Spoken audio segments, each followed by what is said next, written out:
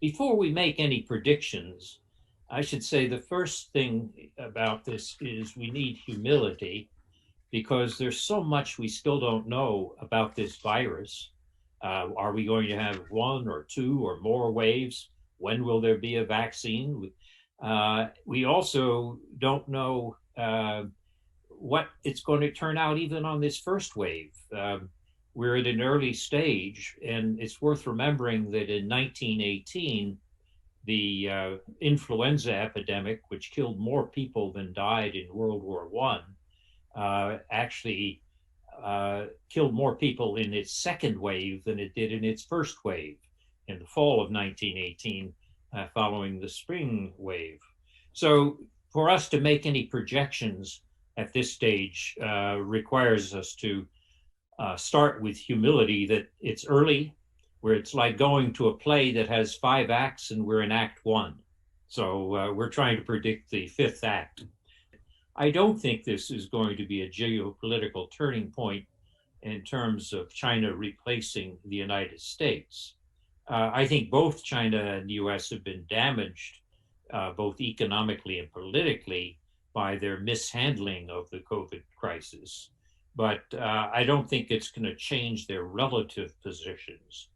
One of the things that I find interesting is that the famous influenza epidemic of 1918, which killed so many people, was far more damaging than the coronavirus, had very little geopolitical effect. Ironically, perhaps it was swamped by the effects of World War I. So even though the virus killed more people than the war had the more lasting geopolitical effects. Some people have said that, that we're going to see more authoritarianism, and that the authoritarian states did better than the democracies. I don't see that. China and the US both did very badly. The leadership in both cases, both Xi Jinping and Trump, started with denial. They delayed, which led to a lot of deaths. And then they turned to shifting the blame. And then they turned to propaganda competition. Now, one of them was a Democrat or from a democratic society, the other from an authoritarian society. I would say they both did equally badly. And in contrast, some leaders from democratic countries like New Zealand or South Korea have done surprisingly well. So the argument that this was the end of democracy and the authoritarians were taking over, I don't think that's true. What we do see is that people who already had an authoritarian tendency have used the excuse of COVID to increase their authoritarianism. Look at Hungary is a case in point. But I don't see this as a proof that democracy is weak and authoritarianism is strong when it comes to dealing with crises. The economic crisis that accompanies the pandemic is certainly going to have very negative effects on the world economy and probably on politics. But to say it's the end of globalization, I think, is exaggerated. I think there'll be a decline in some of the economic globalization that we associate with trade. But people ought to remember that there's more than one type of globalization. If globalization means interdependence at intercontinental distances, there's also ecological globalization, which is driven by the laws of biology and physics, not by politics. And the COVID pandemic is a perfect example of ecological globalization. Climate change is another example. And there's no way that these can be stopped by any state. No one state can start them or stop them by itself.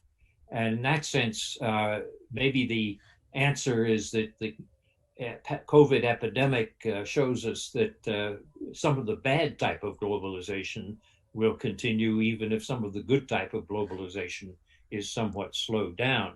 When it comes to dealing with pandemics or climate change, the US and China have to learn to cooperate. They have to learn that instead of thinking only in terms of power over others.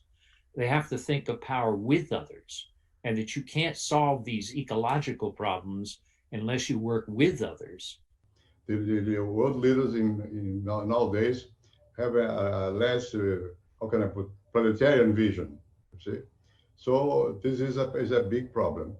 I lament the fact that maybe in Germany, the President Merkel has to leave power to others. I don't know if this lady will be replaced by someone in Europe capable to have the understanding that is necessary to promote the union in Europe. What is happening now in Brazil? The virus start in the middle of high class people, those who have traveled to Europe or abroad. Now, well, we are more or less in our own way of life. We have no problem. Not the, but if you look what is happening in favelas or the shelter town in general, the periphery of the big cities, is a disaster because hopefully we have a health service, universal health service, named SUS in Brazil, which is important. But in spite of that, the poverty is our main problem, inequality. I think that after the pandemic, this will continue to be our main question, my main problem. So this is a new world. And I hope the leadership in the world will take this into account.